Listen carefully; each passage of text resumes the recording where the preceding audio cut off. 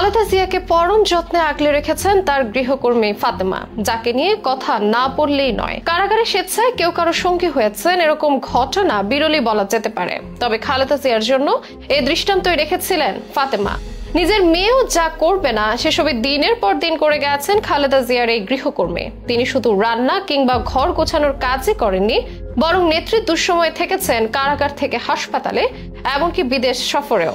সাম্প্রতিক লন্ডন সফরেও বেগম জিয়ার ছায়া সঙ্গী ছিলেন এই ফাতেমা। বলতে গেলে যেখানে খালেদা জিয়া সেখানেই থাকেন এই ফাতেমা। বিএনপি চেয়ারপারসনকে একদম ছায়ার মতো ঘিরে থাকেন এবং আগলে রাখেন সবসময়, যেন আর কোনো চাওয়া পাওয়াই নেই। কেবল খালেদা জিয়ার যত্ন নিতে পারলেই তার সন্তুষ্টি। খালেদা জিয়ার দুঃসময়ে যখন অনেকে মুখ ফিরিয়ে নিয়েছে, তখনও বিশ্বস্ততার প্রতীক এবং সবসময় সঙ্গে ছিল এই ফাতেমা।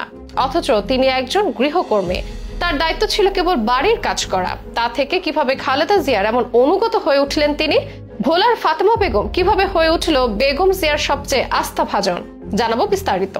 ফাতেমা বেগম ভোলা সদরের কাছে ইউনিয়নের এক ঘূর্ণিঝড় বিধ্বস্ত গ্রামের সন্তান। স্বামী হারানোর পর দুই সন্তানকে বাঁচানোর তাগিদে ঢাকায় এসেছিলেন। কাজের খোঁজে একদিন পা রাখলেন খালেদা জিয়ার গুলশানের বাসভবনে। তখন তিনি কেবল একজন গৃহ পরিচারিকা, কিন্তু সময়ের সঙ্গে সঙ্গে তার ভূমিকায় আসে বদল। কাজের দায়িত্ব সীমিত থাকে না শুধু ঘরের গণ্ডিতে। তিনি হয়ে ওঠেন একজন ছায়াসঙ্গী, একজন আত্মিক সহচর। 2013 সালে যখন বেগম জিয়াকে রাজনৈতিকভাবে অবরুদ্ধ করা হয়, তখন সবাই দূরে থাকলেও পাশে ছিলেন এই ফাতেমা। পতাকা হাতে নেত্রীর পাশে দাঁড়িয়েছিলেন তিনি। 2018 সালে খালেদা জিয়ার কারাবাস সেই অধ্যায়টি আরো ব্যতিক্রমী। স্বেচ্ছায় জেলে যান ফাতেমা।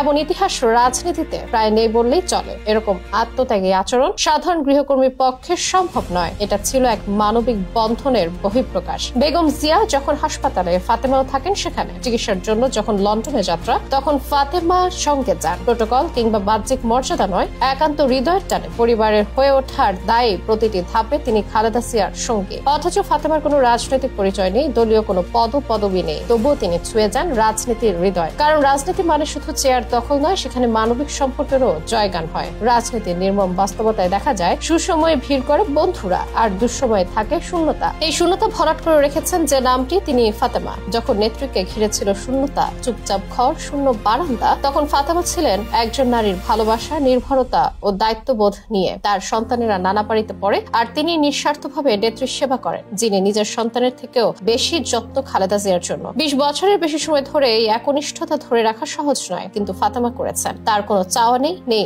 আত্মপ্রচার। এমনকি অনেক সময় গণমাধ্যমে তার উপস্থিতি অনুপস্থিত থাকে, কিন্তু রাজনৈতিক ক্যানভাসে তার অবদান অদৃশ্য নয়, নীরব অথচ গম্ভীর। ফাতেমা যেন আমাদের মনে করিয়ে দেন, ক্ষমতার বাইরেও কিছু ভালোবাসা থাকে, কিছু সম্পর্ক থাকে, যা সংকটে সত্যিকারের শক্তি দেয়। বর্তমানে যাদের ঘিরে থাকে সুবিধাবাদী নাম, রাজনৈতিক কারসাজি আর জনপ্রিয়তার খেলা, তাদের মধ্যে একজন নিঃস্বার্থ নীরব সেবিকার মতো মানুষের অস্তিত্ব যেন বুকে সাহস যোগায়। বেগম জিয়ার পাশে একজন ফাতেমা বেগমের মতো মানুষের ছায়া থাকা গোটা জাতির জন্যই আশীর্বাদ। আর এভাবেও সামান্য গৃহকর্মী হয়েও ইতিহাসের পাতায় চুপি চুপি জায়গা করে নিচ্ছেন ফাতেমা। জিয়া পরিবারের প্রতি ভালোবাসার জায়গা থেকে ফাতেমা বেগম তার সবটুকু দিয়ে সেবা যত্ন করে যাচ্ছেন খালেদা জিয়াকে। তার এই উদারতায় ফাতেমা নিজের এলাকার মানুষেরাও তাকে নিয়ে গর্বিত বলে জানা গেছে। অন্তত যে মানবতা ফাতেমাকে দেখিয়ে গেছে বছরের পর বছর, তা বিরলই বটে। নিজের শখ আহ্লাদ বলে কিছুই যেন নেই তার। খালেদা জিয়ার সেবা করাটাই ফাতেমা বেগমের একমাত্র লক্ষ্য।